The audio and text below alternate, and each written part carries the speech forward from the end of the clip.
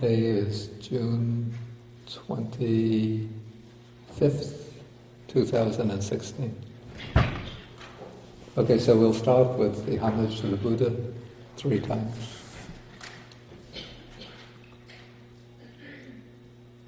Namo tassa bhagavato arahato samma sambuddhassa. Namo tassa bhagavato arahato samma sambuddhassa.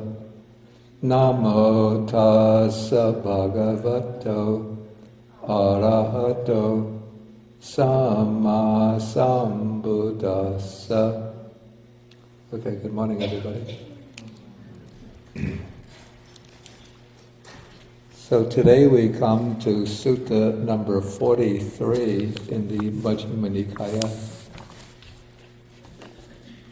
This is called the Mahāvedalla Sutta.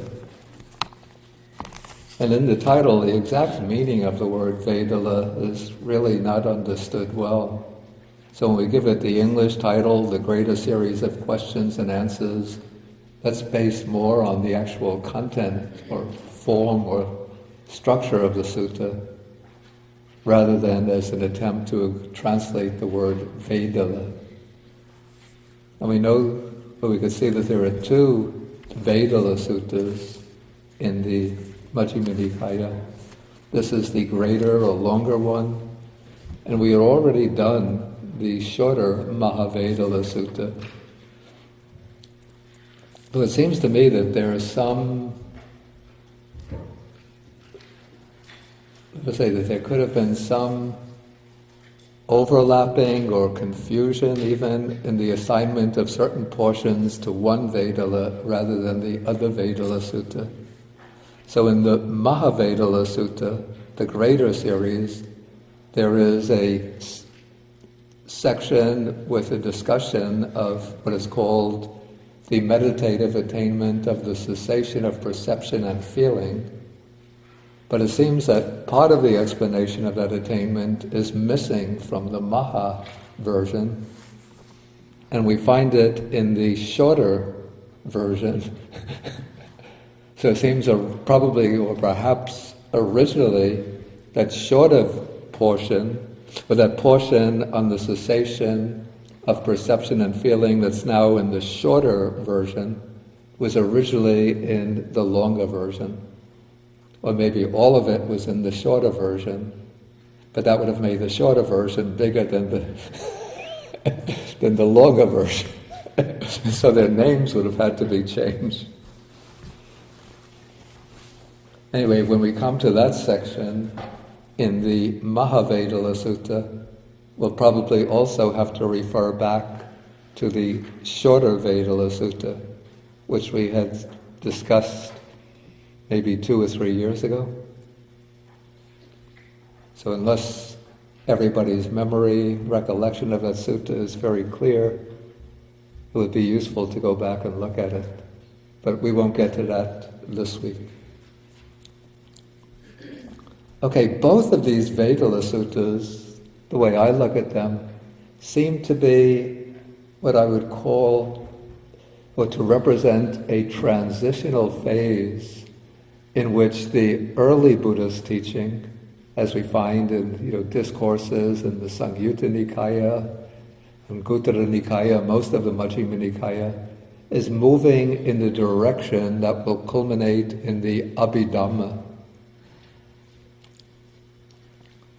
In fact, we find the expression Abhidhamma, as it's used in the suttas, is referring not to a distinct body of text or literature corresponding to the Abhidhamma Pitaka, but when the text uses the word Abhidhamma, it's always referring to discussions amongst the monks. So it seems originally the word Abhidhamma had the meaning of a discussion about the Dhamma, in which the Dhamma is being treated somewhat in with greater technical detail and precision than we find in the general discourses of the Buddha. And so this Mahāvedalla Sutta, as we'll see, illustrates that characteristic of being a discussion between monks about the Dhamma and dealing with fine, subtle, technical points that we don't find in, the usual discourses of the Buddha himself.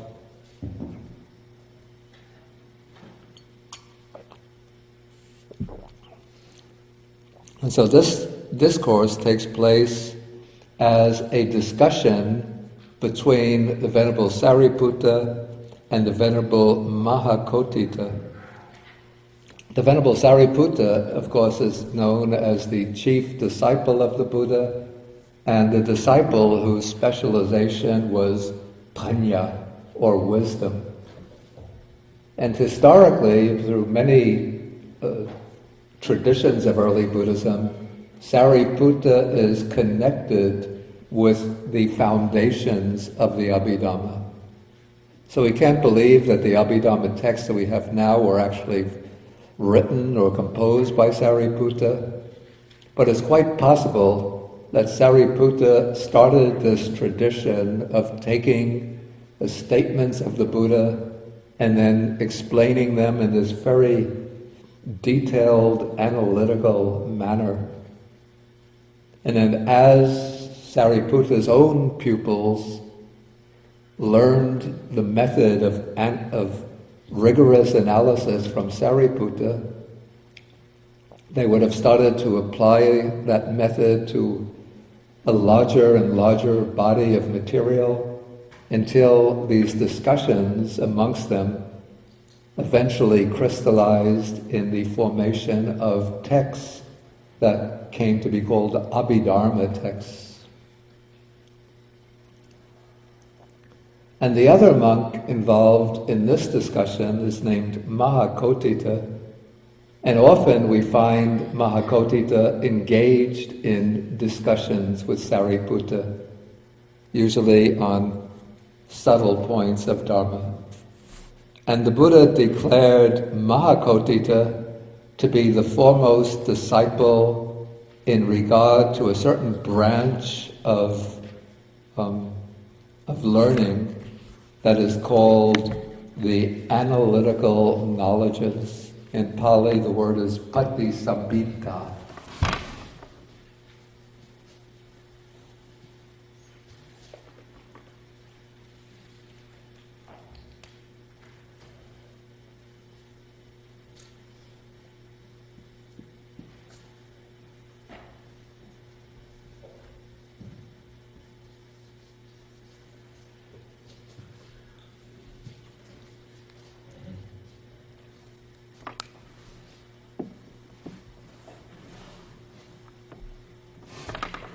And so there are said to be 4 patisambhita, 4 analytical knowledges. One is the analytical knowledge of the meaning. A word atta, which also is explained as having the meaning of results or fruits. Results or fruits. Fruits in the sense of the effects or consequences, not analytical knowledge of different types of apples, grapes, oranges, dragon fruits. So we have analytical knowledge of atta, which means meaning or results. Then there's Dhamma patisambhita, which is the analytical knowledge of the doctrine. That's Dhamma as doctrine, but the commentaries also explain Dhamma here as causes. So these first 2 analytical knowledges go together. Analytical knowledge of effects analytical knowledge of causes, analytical knowledge of meanings, analytical knowledge of dhammas or doctrines.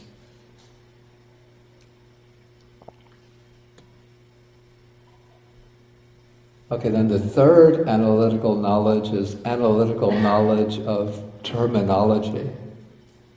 That is, knowing and understanding the right terms and expressions to use when expounding the Dhamma.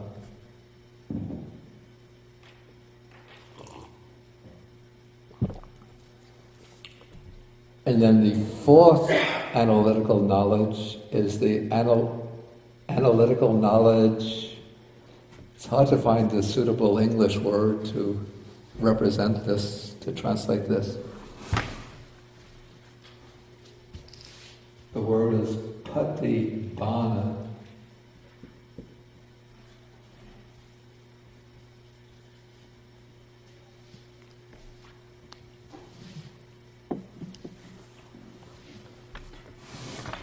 The meaning seems to be, well, I've been using the rendering for this, ingenuity.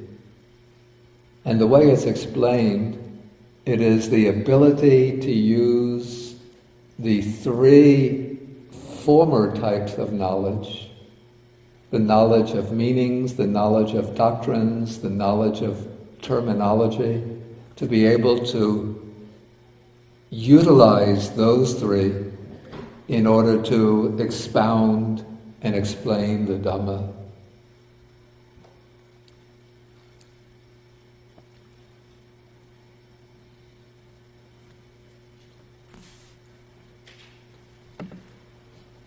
So you could see that this analytical knowledge goes very closely with the type of enterprise that's undertaken in the Abhidhamma, in which concepts are taken, precisely defined, and then all of their implications are drawn out and woven together. Okay, and the disciple of the Buddha who is said to have excelled in that sphere of competence was Mahākotita.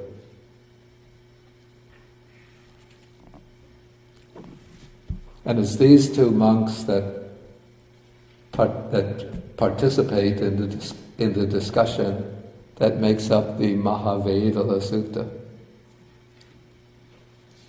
Okay, so let us now go to the sutta itself. So the sutta takes place first. It mentions that at the time the Buddha was dwelling in Savatthi at the Nathapindika's monastery. Okay, so then one evening the Venerable Mahākotita came out from his meditation and went to the Venerable Sariputta, and they exchanged greetings. And then he sat down, and then he spoke to the Venerable Sariputta. And he asked a question, but we have to understand, when Mahākotita is asking questions to Venerable Sariputta, it's not that he doesn't know the answers himself, but he's asking these questions in order to draw out answers from somebody who is like a master of the doctrine, like Sariputta. Probably to find out simply how Sariputta would answer these questions, and perhaps also with the idea that this discourse will be remembered and then transmitted to his own disciples so they could learn the explanations given by Sariputta. Okay, so first he comes to Sariputta and he says, one who is dupanyo, which is translated here, unwise, one who is unwise. With reference to what is this said, one who is unwise. And the word translated here, unwise, is dupanya.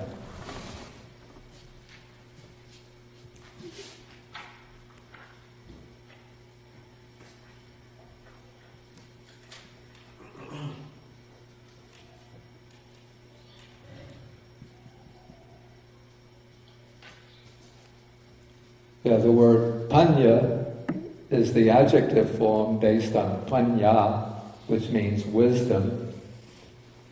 And the prefix dur sometimes means bad, sometimes uncomfortable, like the word dukkha, suffering.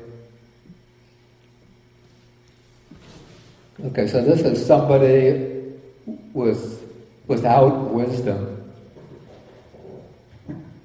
We might even say foolish or even stupid for dupanya. But here politely is translated as unwise. Okay, so then Sariputta answers and he says, one does not, the actual Pali would be rendered, one does not understand.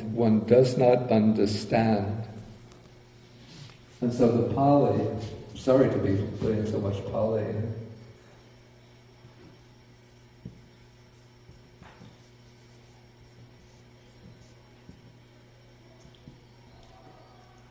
You see, we come to a certain problem in translation.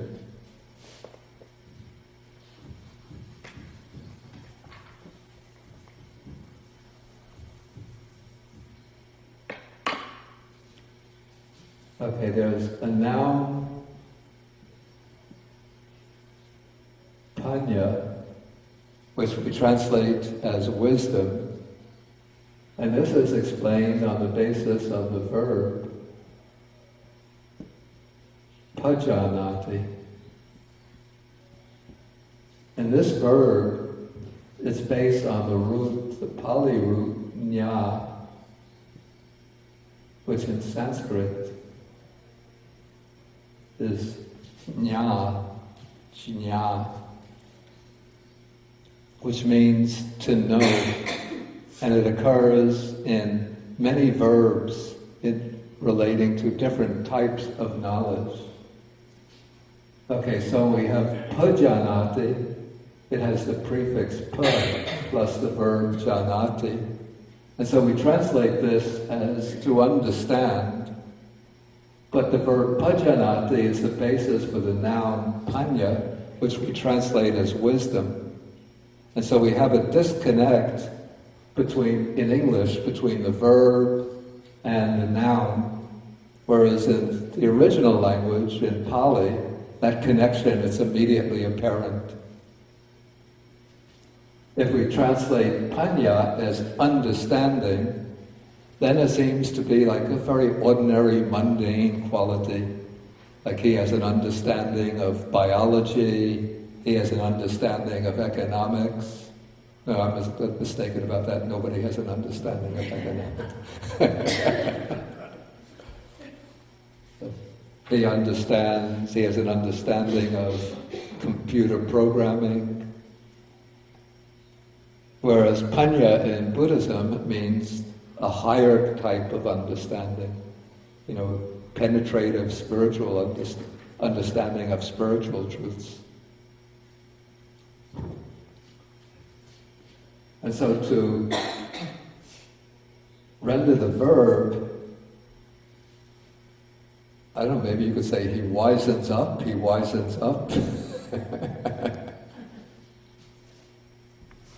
To wisen, but that sounds a little strange. We don't speak that way often. So that's why in translation, I don't remember whether it was Venerable Nyanamoli or myself, I think it was that I did this myself, we put the adverb wisely in front of understand to make the connection with panya, wisdom. So in this case, it's the negation. One does not wisely understand. One does not wisely understand. That is why it is said, one who is unwise. And what doesn't one wisely understand? One does not wisely understand. This is suffering. This is the origin of suffering. This is the cessation of suffering. This is the way leading to the cessation of suffering. Okay, so we start off with the negative side, with the absence of panya, the absence of wise understanding or wisdom. Okay, now, next we come to the positive side, where we're dealing with the question of who is wise and how is one wise. And so here the question, the Mahakotita brings up the question. First he says, one who is wise, one who is wise. So here the adjective is panyava.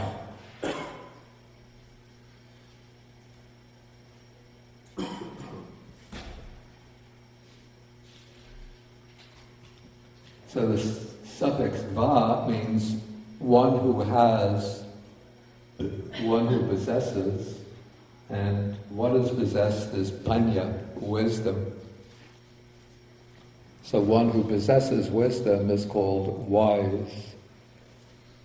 Okay, so the question is, with reference to what is it said, panyava, one who has wisdom, one who is wise?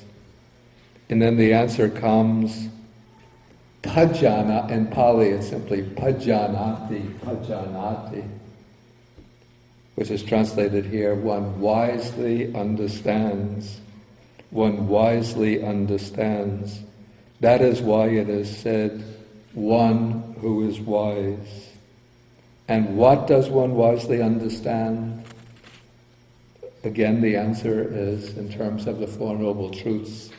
One wisely understands this is suffering, this is its origin, this is its cessation, this is the way leading to the cessation of suffering.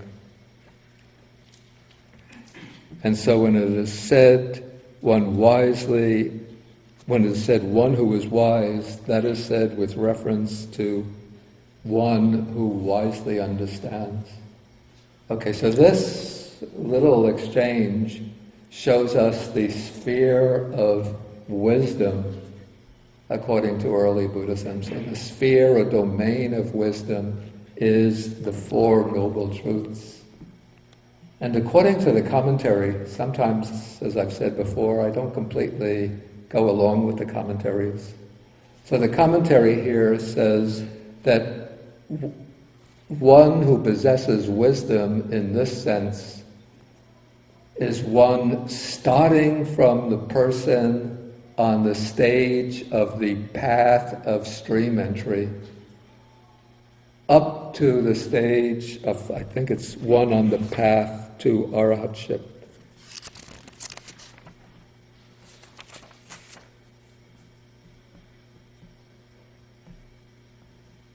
No, it just says that the lowest type of person to be described as wise is the person on the path of stream entry.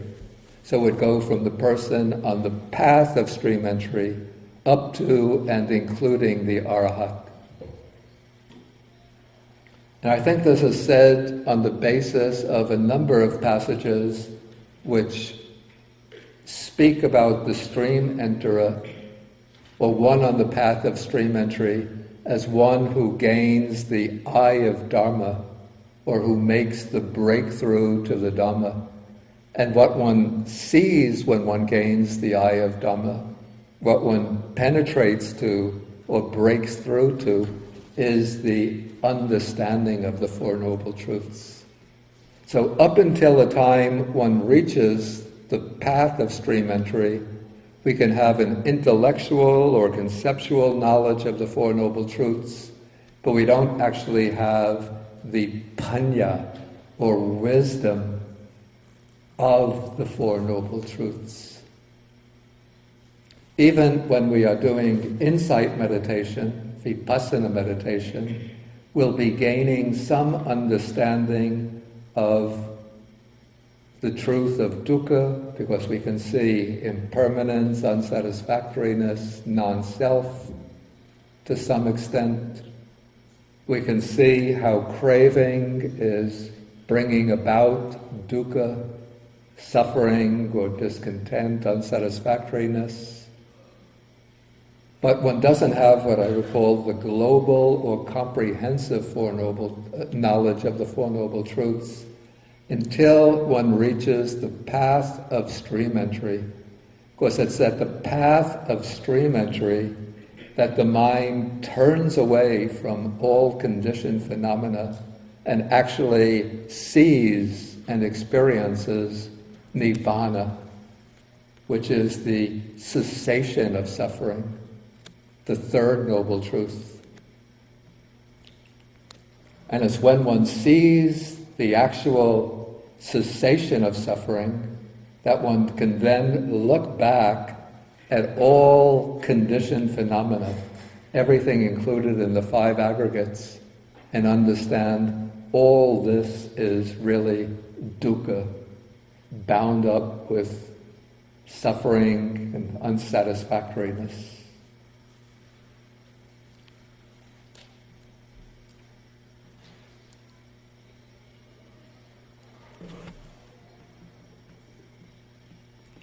Okay, so it's when one understands in this global or comprehensive way the Four Noble Truths that one can be said or called wise. That's according to the commentarial explanation. But I think, as I said, sometimes the commentary is being too restrictive, and maybe we could say one who even has a conceptual, a correct and accurate conceptual knowledge of the Four Noble Truths that can be called wise in a broad sense.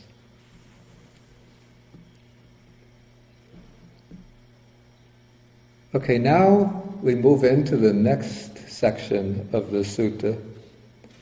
And here the question is brought up, but first it said, consciousness, consciousness, it is said, friend, with reference to what is consciousness said. Okay, now when we look at this in English translation,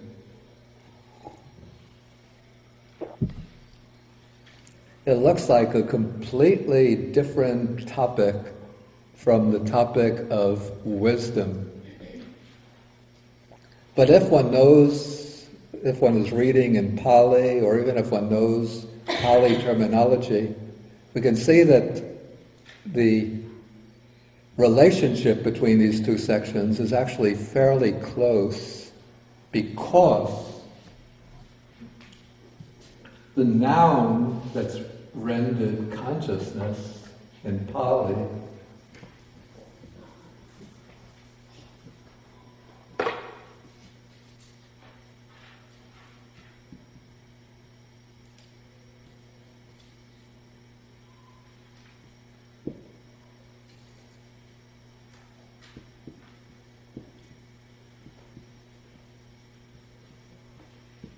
and the verb on which consciousness, vijnana, is based is vijanati.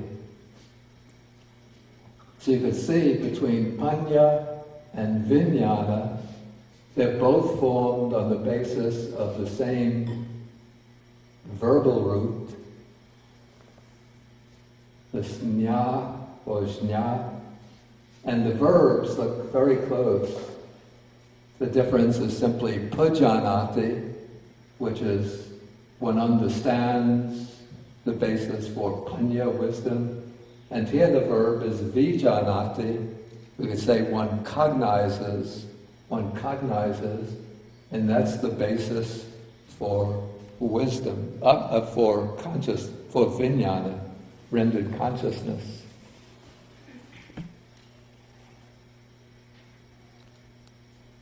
And so Mahakotita is trying to find out the distinction between these two words, which very different in English, wisdom and consciousness, but in Pali very close together, panya, pajanati, and vijnana, vijanati.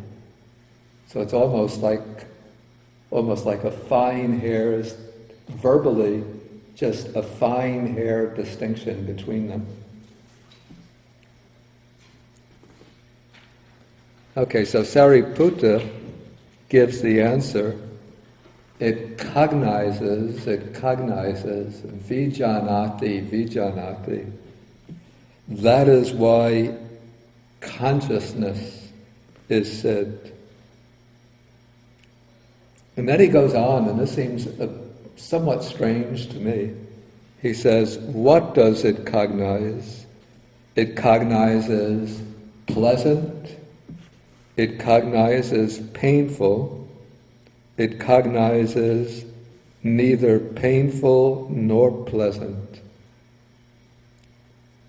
So it cognizes, that is why consciousness is said. I find this a little bit puzzling and perplexing, because it would seem that if you're going to say, what does consciousness cognize, to answer just in terms of feeling seems very limited. I checked on my friend Venerable Analio. He has this very big book called The Comparative Study between the Suttas of the Majjhima Nikāya and their counterparts or parallels from other early Buddhist traditions.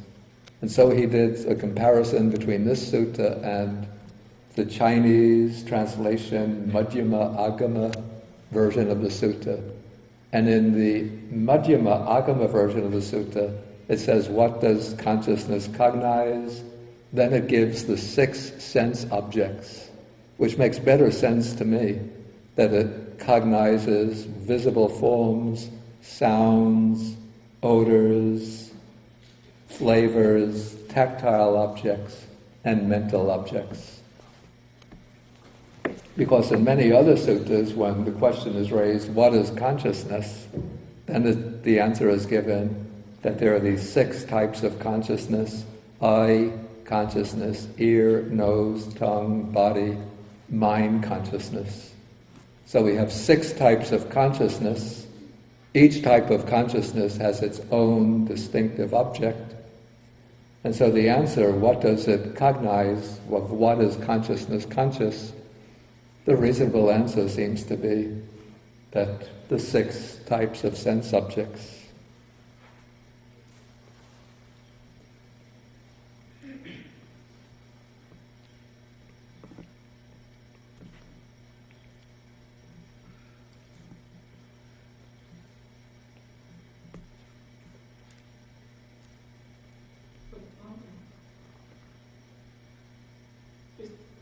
The film actually gets better continuity to the next chapter of the same sutra, though. Yeah, feeling will be brought in. Yeah, it's very good continuity. Okay, maybe so. Or maybe it was the influence of the next section that sort of impacted on this section and led to that answer rather than the 6 sense objects. Anyway, let us continue. Okay, now we get into a rather subtle part of the discussion, really sort of moving very much in the direction of Abhidhamma. Okay, so here we have the question is raised, wisdom and consciousness, friend, are these states conjoined, that's joined together, associated, or disjoined, utterly separate? And is it possible to separate each of these states from the other in order to describe the difference between them?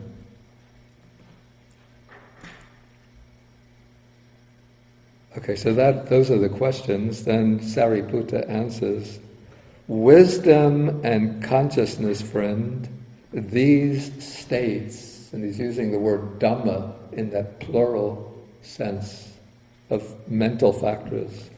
Wisdom and consciousness, friend, these states are conjoined, not disjoined, and it is impossible to separate each of these states from the other in order to describe the difference between them.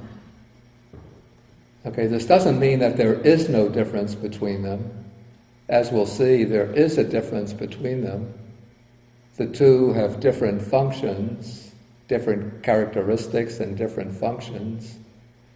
But in order to describe the difference between them, you can't pull them apart and say, this is wisdom, this is consciousness. Wisdom occurs here, consciousness occurs here. They're always associated. And there's a later Pali work called the Milinda Panha, the questions of the King Milinda, in which it's an imaginary dialogue between a Greek king, or king of Greek descent, ruling over Bactria, the Gandhara, that's now Pakistan, and the Buddhist monk Nagasena, in which the monk Nagasena, he's explaining how the Buddha was able to distinguish different mental factors which are joined together. And he compares this to the way that different mental factors are joined together to a soup which is made with using different spices, or maybe like an Indian curry, which is made with turmeric, cumin, chili powders, mustard seed. What are some of the other spices? Masala. Is masala a distinct spice?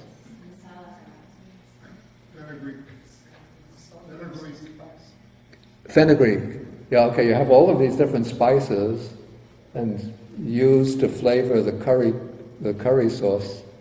And so when we eat or taste the curry sauce, it's very difficult to distinguish this part of the taste of the curry sauce is due to the cumin, this part is due to the turmeric, this part, well, you could tell was coming from the chili pepper. This is due to the fenugreek, this is due to the masala. Because they're all blended together, but maybe a very experienced cook tasting the curry sauce can tell this much is due to the fenugreek, this much is due to the cumin powder, and he'll know to get the ideal sauce how much more cumin you have to use or how much more turmeric. And so what the Buddha has done in analyzing these different mental states that occur conjoined is similar to distinguishing the different spices used to prepare a curry sauce.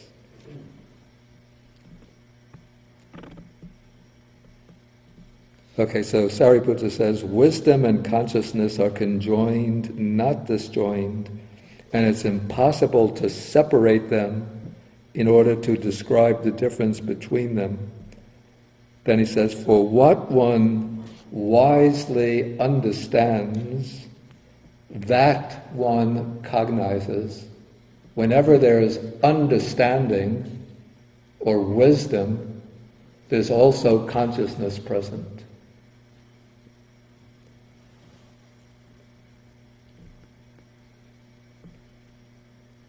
And what one cognizes, that one wisely understands. This has to be taken in the sense that when there's an experience of wisdom occurring, then when one is conscious of that, cognizing it, then wisdom is also present. It doesn't mean that whenever one is conscious, then one has wisdom. In that case, everybody in the world, except those in a deep coma, we would say have wisdom. And since they have wisdom, and wisdom understands the Four Noble Truths, it means everybody understands the Four Noble Truths. In that case, I could turn off my computer, finish my drink, pack my bag, and go back to my room. And since I'll be a little tired from cognizing the Four Noble Truths all the time, I could go to sleep, fade out from consciousness, And then as soon as I wake up again, then I'll be knowing and penetrating the Four Noble Truths. So you shouldn't take it to mean that whenever one is conscious, one has wisdom, but rather it's saying in an experience of wisdom, in an experience where wisdom is present, then consciousness, one is cognizing that which one is understanding. Okay, so then he concludes, that is why these states are conjoined, not disjoined, and it is impossible to separate each of these states from the other in order to describe the difference between them. So if you just read this superficially, you might think that he's saying that there is no difference between wisdom and consciousness. But then Mahakotita raises the next question, which shows that there is a difference between them. He says, what is the difference between wisdom and consciousness? These states that are conjoined, not disjoined. And then Sariputta answers, the difference between wisdom and consciousness is this. Wisdom is to be developed, and consciousness is to be fully understood. I guess this is self-evident. No? What do you mean by What? self-evident? I don't know what's self-evident in that context. No, I'm only joking when I say that. Yeah, this is a bit obscure. And so, to understand this, we have to, I think, relate it to a particular structure that the Buddha develops in regard to the Four Noble Truths. You see, we're getting quite technical here. And that is why I didn't take this sutta as we were going through the Majjhima Nikāya in sequence, but I kept it. In fact, I wasn't going to take this at all, thinking it was too technical. But then, I don't even see her here. It was Suki Park and Carolyn Cronin said, take it, take it, take it. So I said, okay.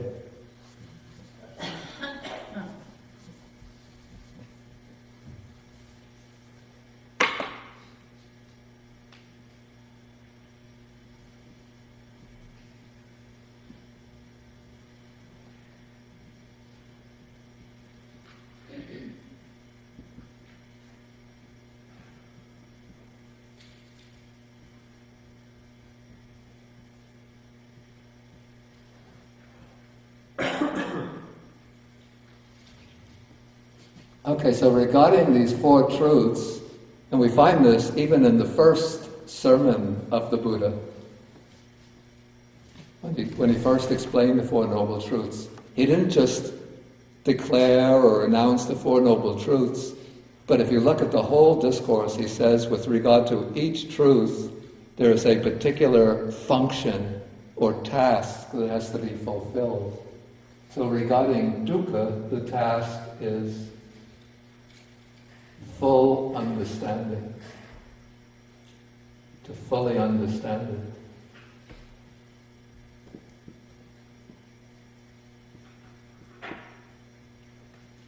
And what is the truth of dukkha? What does it, when you reduce it to its simplest, most basic terms, what does it come down to?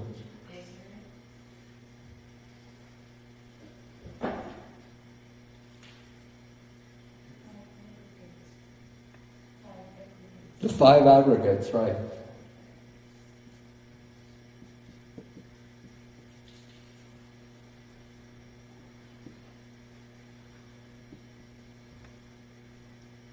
And the origin, what is the origin of dukkha, according to the first sermon?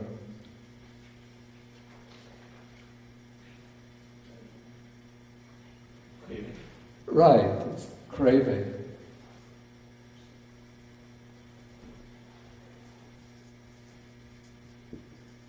And so what is the function regarding the second noble truth?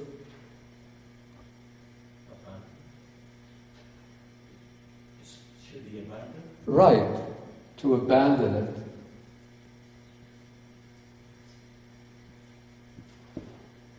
And then the cessation of dukkha, what does it really amount to, ultimately? Right, it's nibbana. And then what is the function regarding that? Realize? Right, to realize it, to attain it, to experience it. And then the path, of course, is the Noble Eightfold Path.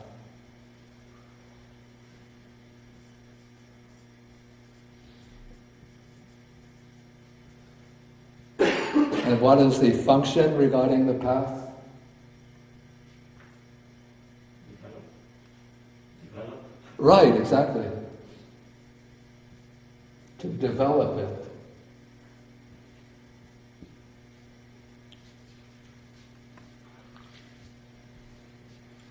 Okay, so the statement that we have in the sutta here, the way I see it, has to be interpreted in terms of this particular, call it a template, in that consciousness, where does consciousness fit in relation to the Four Noble Truths?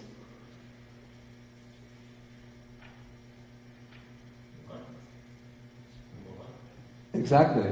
It fits in number one because consciousness is one of the five aggregates, the fifth aggregate. And so it's because the five aggregates should be fully understood, and consciousness is one of the five aggregates, so consciousness should be fully understood. Okay, now in terms of this diagram or template, where does wisdom fit in? This is getting a little technical. Right, wisdom, and where in four does it fit in? Exactly. Now we have a modern Mahakotita amongst us. Right. So wisdom is in a way synonymous with the path factor of right view. And so, since the Noble Eightfold Path is to be developed, this means that right view, of course, is to be developed, and panya, wisdom, is a kind of synonym of the higher right view.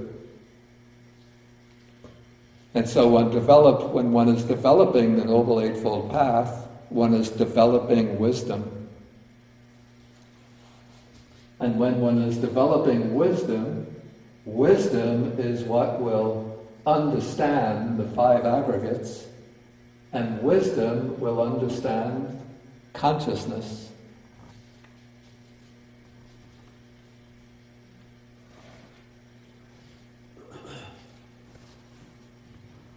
Okay, maybe at this point we'll pause and see if there are any questions. Does anybody feel that their head is exploding because of all of these techniques? Okay, somebody had some question?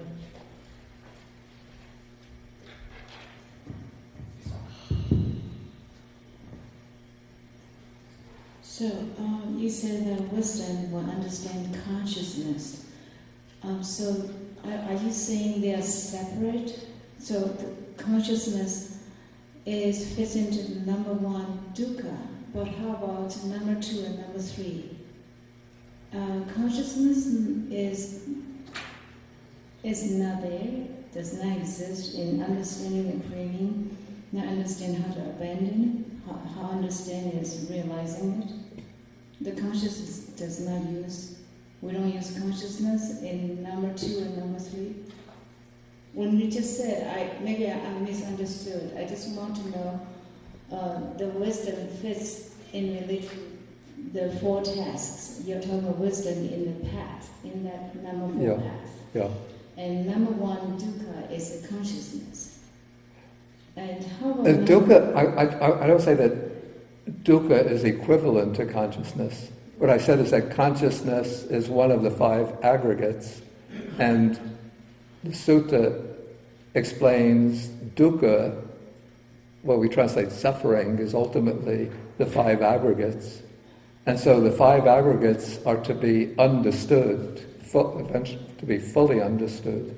Yes, and that is, I'm sorry, maybe I just simplified my question. So in other words, to understand dukkha fully understand the dukkha from 5 aggregates, so that is that consciousness is related to that first function, fully understand the dukkha. Yeah. My question is consciousness being utilized at number 2, understanding the craving to abandon, what is used in this third path, third sensation of realizing nirvana? That's what my question is. Whether is dichotomously separated. I think I understand your question. Wisdom, as the sutta itself says, wisdom and consciousness are always conjoined, so they can't be separated. So when wisdom is being used to understand the first noble truth, consciousness is always present along with that wisdom. When one is abandoning craving, consciousness is present in that act of abandoning craving. When one is realizing nibbana, since it's a conscious experience, consciousness is present. So consciousness is present all through, all the functions regarding the 4 noble truths. It's just that in terms of this particular task in regard to consciousness and wisdom, the task regarding consciousness is to fully understand it. The task regarding wisdom is to develop it. Does that make it clear? Yes, that's very clear. Can I ask you another favor? The last sentence, when you said, in the sutra it says, wisdom is to be developed, consciousness is to be fully understood. Do you think it's possible for you to give us the full sentences in Pali? Sorry. I didn't actually bring the Pali text with me. Let me just see if I could reconstruct it. Let me look. Maybe I had it in the note.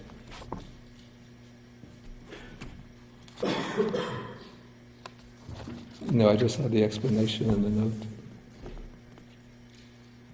Bhante, you don't need to give it to us right away. I just want to know the words being used, Pali words being used when you said developed and understood. Oh, that's easy to do. Yeah. I'd like to know the distinction in these 2 words in Pali. Okay. So the difference is between developed, but let's say fully understood. Can you see? Maybe better to write on the top.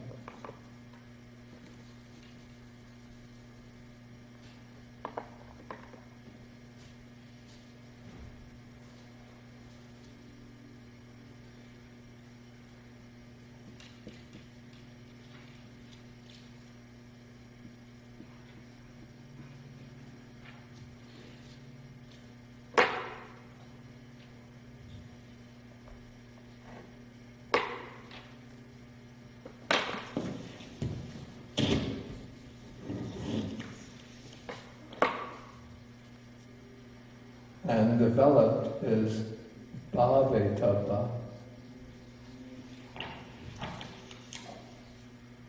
Okay, the word pariññaya, fully understood, again, is based on these verbal roots, ñā, with Sanskrit ñā, except that it has the prefix pari, which gives a sense of fullness.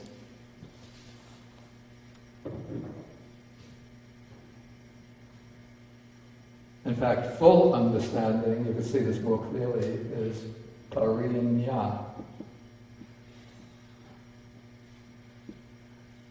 Just as paññā is the same base, just a different prefix.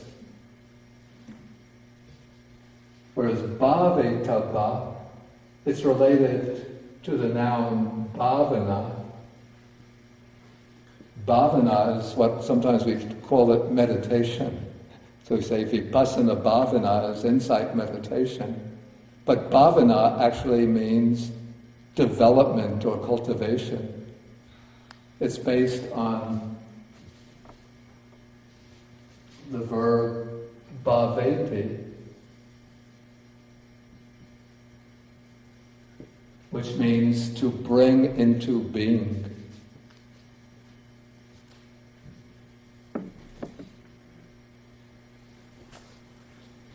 So wisdom is something that we have to literally bring into being. And then once it comes into being, then we have to cultivate it further until it becomes pariññā, full understanding. See, there's so many like connections between words in the Pali text that are clear in the original language, but when you read translation, those connections are cut because the English language, it's hard to match. Yeah, it's hard to match word for word in the same way. Okay, Stephen, take the microphone. Bhante, would it be correct to say or think that, put it this way, that consciousness cannot be developed, that it's sort of more of a biological function, and so that when we move from just this functioning of the brain as consciousness to more understanding of what we're observing, then that moves to wisdom, towards wisdom? That moves what? Towards wisdom, when we actually start moving beyond merely observing the biological function of consciousness towards a deeper understanding of what we're perceiving. Yeah, I think one could express it that way. Thank you. Though I'd say that, maybe this is my own way of formulating that, but when we're developing wisdom in a way, we're developing our consciousness as well, since consciousness then becomes capable of wiser functions or wiser activity. But I would think that consciousness is more of like a camera type of, something that you can't really make better. You can just look at it. I'd say that maybe the basic sensory functions of consciousness are somewhat like a camera, but maybe the higher mental functions, consciousness as involved in the higher mental functions, is something that can be developed. But the texts don't express it that way, but they express in terms of using this template of the Four Noble Truths. In that case, wisdom is to be developed. And then because consciousness is associated with wisdom, so when one is developing wisdom, then the consciousness that's conjoined with wisdom will also be developed.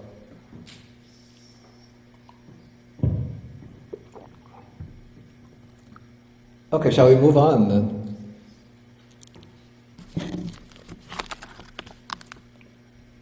Okay, now we come to the next section. So now we're bringing in another mental function. This is feeling, Vedana, in Pali, Vedana. Okay, so now the question is raised, or the topic is brought up, feeling is said, friend, with reference to what is feeling said. Okay, so then the answer is given, again in terms of a verb. Here we put in the pronoun, it feels, but in Pali it's simply vedeti. Just the verb is used. It's hard to express it without putting in a pronoun. So it's a little bit like when we say, it's raining. But what is the it that is raining? It's just the rain is falling. So this is, feeling is occurring, and we say it feels. That is why feeling is said. Then what does it feel? So it feels pleasure, it feels pain, it feels neither pain nor pleasure. So those are the three basic types or tones of feeling.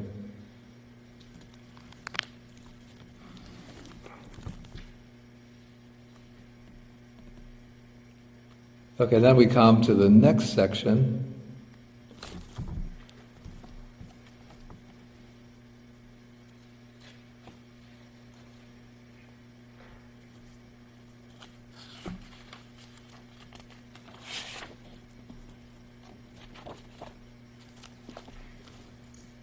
Okay, so here we have perception, now the next topic is perception. And so the question is brought up, with reference to what is this word perception used?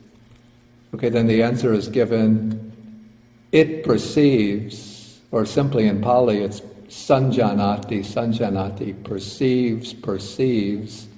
That is why perception is said. And now this word perception, again you'll see, I'll take this out.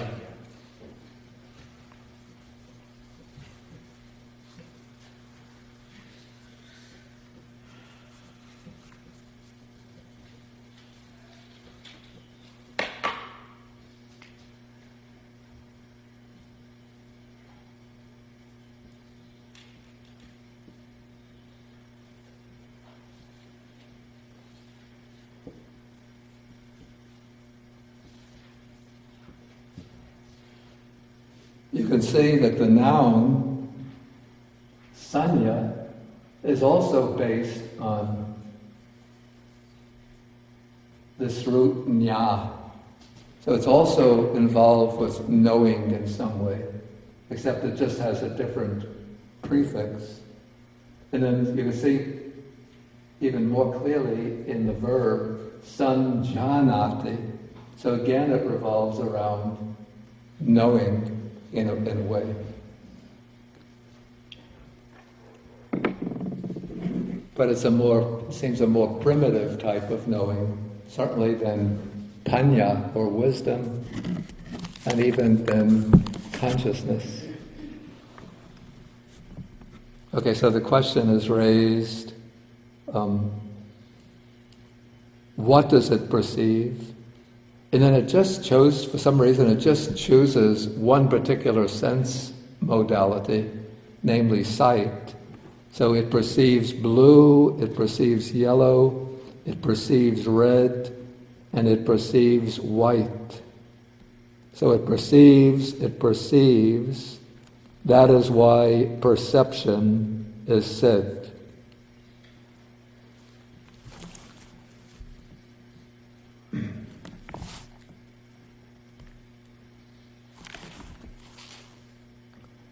Okay, so if you just look at the answer and take it very literally, you think perception is always involved with sight. But in fact, perception takes the objects of all of the six senses. So one perceives visible forms, one perceives sounds, perceives odors, flavors, tastes, tactile sensations. And now the question might be raised, it's not actually raised in the sutta, but I would raise it, and it often comes up in discussions. What is the difference between consciousness, vijnana, and perception, sanya. Because they seem very, very close, they're closely associated, and their functions seem very close together.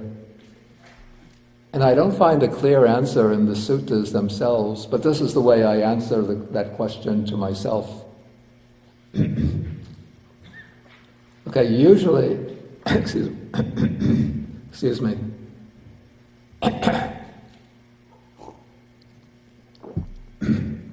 Okay, usually when consciousness is being distinguished, it's divided in terms of the sense faculties on the basis of which it arises.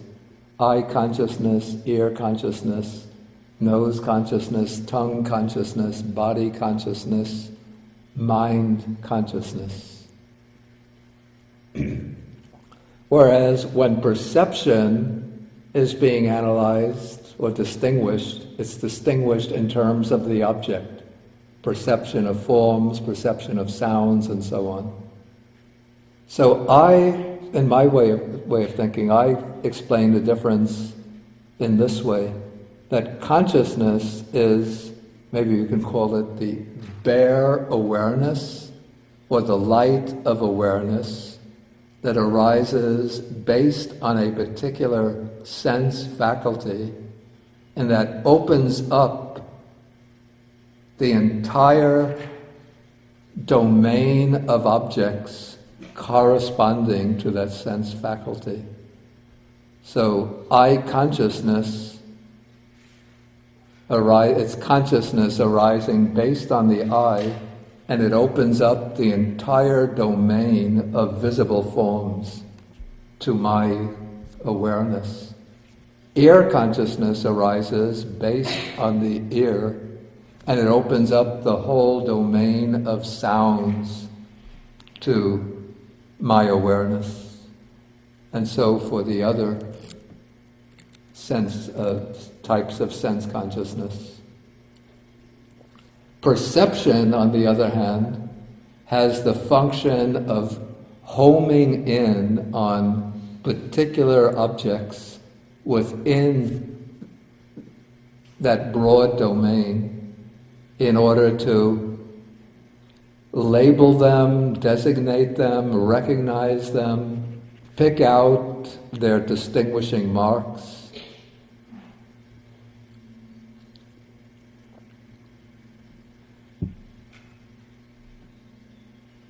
Okay, so to give an example,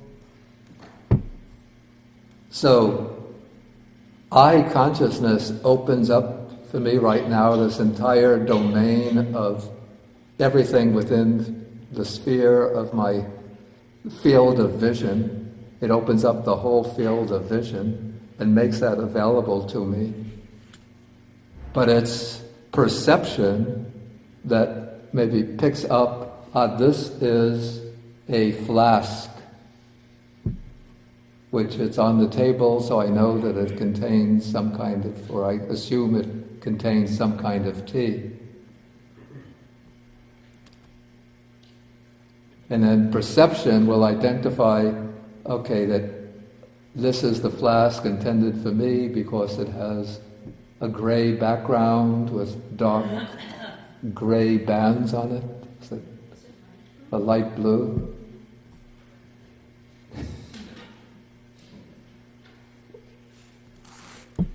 Well, with the lighting, it's a little difficult to distinguish whether it's gray or blue. Blue-gray.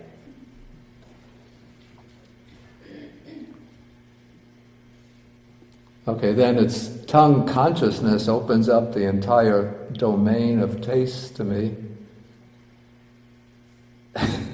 But right now I'm not tasting anything particular, but if I sip this,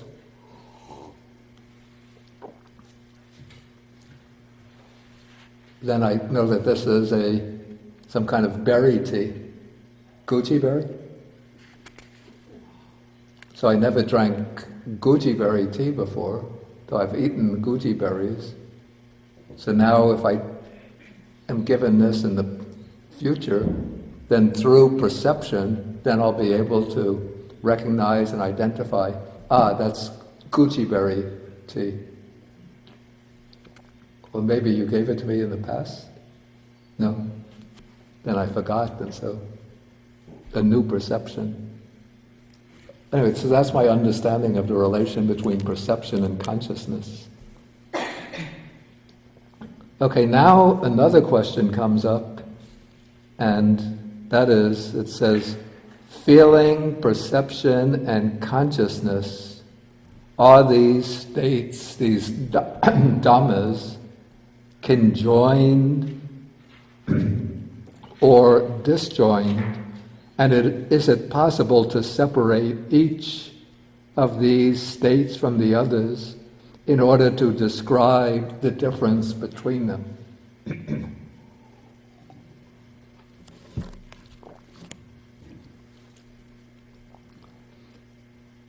Okay, so now Sariputta answers and says, he explains, feeling, perception, and consciousness, friend, these states are conjoined, not disjoined, and it is impossible to separate each from the others in order to describe the difference between them.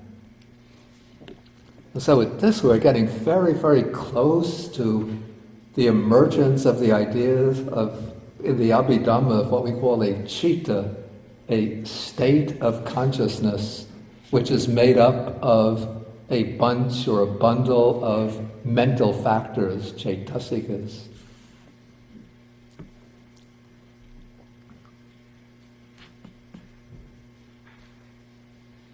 Okay, so then Sariputta answers and he says, feeling, perception, and consciousness, friend, these states are conjoined, not disjoined, and it is impossible to separate each from the others in order to describe the difference between them. For what one feels, that one perceives, and what one perceives, that one cognizes. That is why these states are conjoined, not disjoined, and it is impossible to separate each from the others in order to describe the difference between them. Okay, so what this is saying is that whenever one feels something, but let's put it this way, I prefer maybe to start with consciousness. So with consciousness, one cognizes something, so something comes within the sphere or domain of awareness, and then as one cognizes it, as one is aware of it, then one perceives it, which means one identifies it, one designates it, one recognizes it, one labels it in some way. And along with that cognition, and along with that perception, there comes some feeling tone. If one is, for example, seeing something agreeable and pleasant, then there will arise a pleasant feeling. If one is seeing something which is disagreeable, something irritating or annoying or threatening, then there'll come a painful feeling. And if one is cognizing something just neutral, not particularly pleasant, not particularly painful, then there'll arise the feeling neither painful nor pleasant.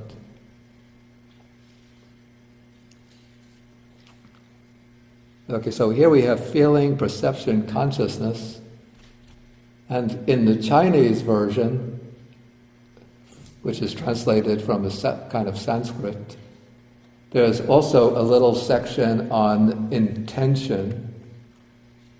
The Chinese character is se, which it renders in Pali chaitana, volition or intention.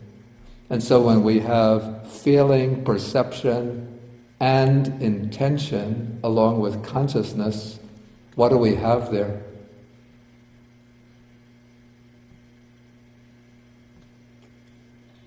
Those four factors, what do they represent? Mind. They do, but it's not the answer that I was looking for.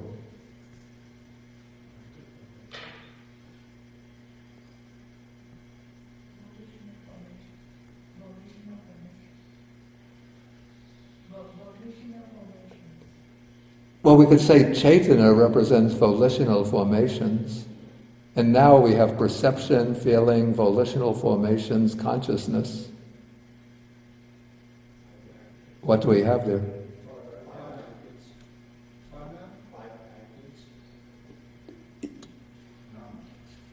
Yeah, it's on the right track. What we have are the four mental aggregates that go along with physical form.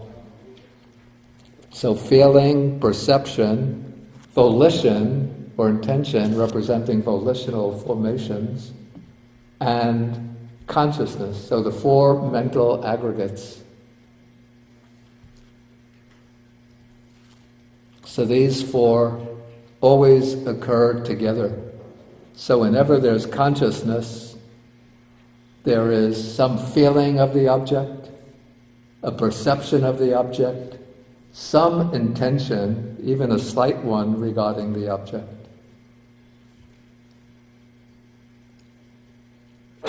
And what is meant when it's, according to the commentary, when it's said that these states are conjoined, it means that they have a common arising, they all arise together. They have a common cessation, they all come to an end together. They all share the same object, and they arise based on the same sense base. And so when I see the flask, okay, it seems to me, if I look at it with the gross kind of awareness, okay, that first I'm perceiving the flask, then if I recognize, this is a flask with goji berry tea, and I like it, then a pleasant feeling will arise, and then I'll have a volition or an intention to take the flask and pour out the tea.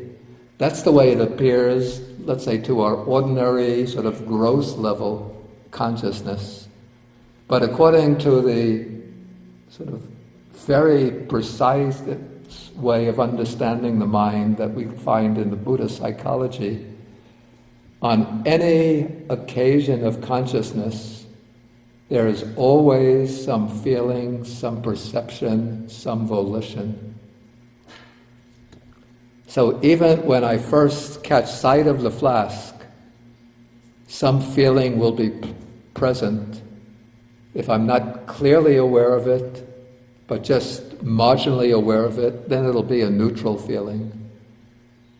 There'll be some intention regarding the flask, even if it's just the intention of not doing anything about it.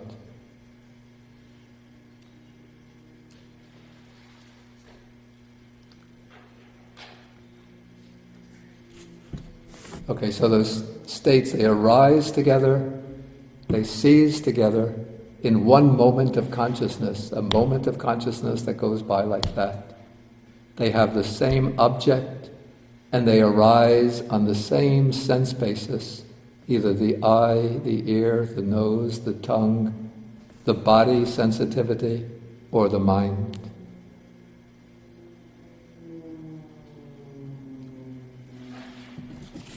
Okay, maybe I'll ask whether there's any questions. I'm afraid to go into the next section. I will drive people insane. Okay, young man in the back.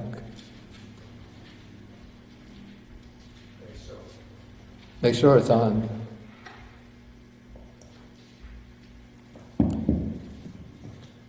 So when you're perceiving something, you don't want to be on the positive or negative end of perception, right? Is it better to be in the neutral portion when you are perceiving an object or a being or anything? Say again, I didn't quite catch it. Is it better to be neutral when you are perceiving objects as Yeah. opposed to a positive or a negative aspect of something in order to avoid suffering or desire? I'd say that this depends very much on the particular situation, that there's no simple answer to that. Sometimes people think that the ideal of Buddhism is just to be neutral under all conditions, not reactive either towards the pleasant or to the painful. But what I would say is that this maybe is an oversimplification and misrepresentation, since the ideal would be to move towards those things that enable wholesome mental qualities to arise and that help one to abandon, to eliminate, or to reduce unwholesome mental qualities.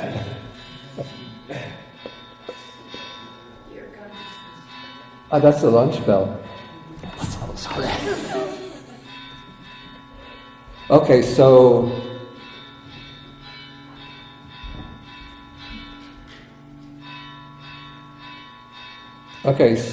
suppose like I hear an announcement that there's going to be a Dhamma talk given in such and such a place, or a meditation course, something, and I'm completely neutral towards it, then I don't go to to hear the Dhamma talk or to the meditation course. So I'm not taking advantage of that opportunity to cultivate the mind. If I'm being attacked by well, we don't have elephants here.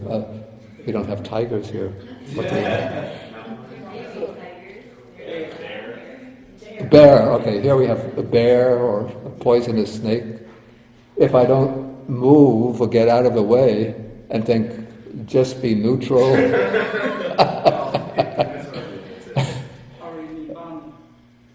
Yeah, then I'll become a nice supper for some animal. I don't think bears will eat a human being, they'll just batter them. Yeah, so you have to, assess the situation. In fact, even the Buddha says in Sutta number 2, he says that reflecting wisely, one avoids, he says, a wild elephant, a wild horse, a vicious dog.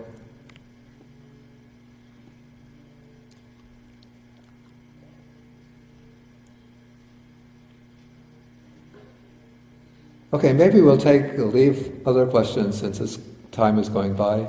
We'll do the sharing of the merits now, and then we'll come back, say 12:15, we can have a discussion, our own question and answer session.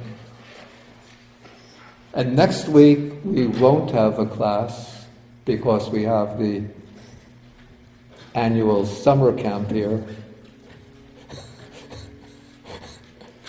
So the next class will be July 10th, is it? Wow, time goes so quickly, doesn't it?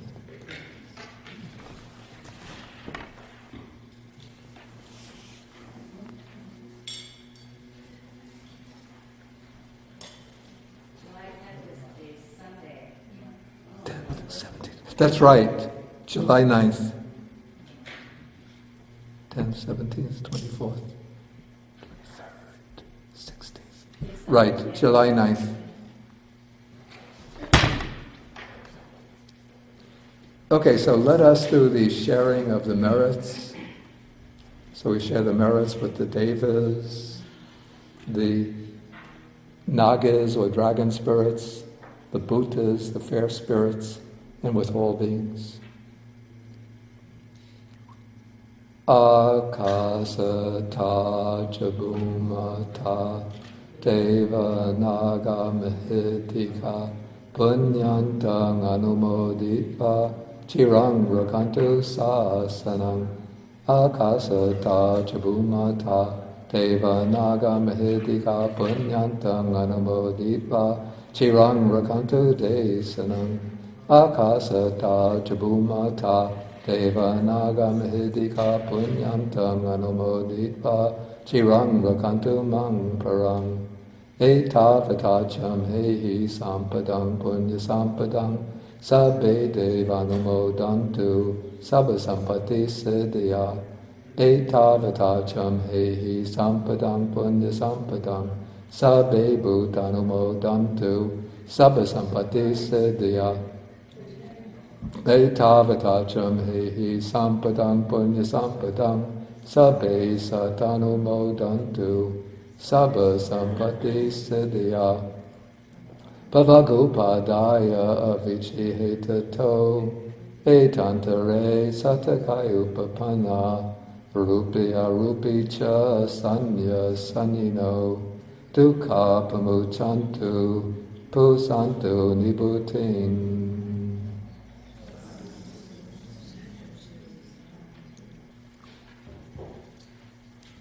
Okay, so we stand and we do 3 half counts.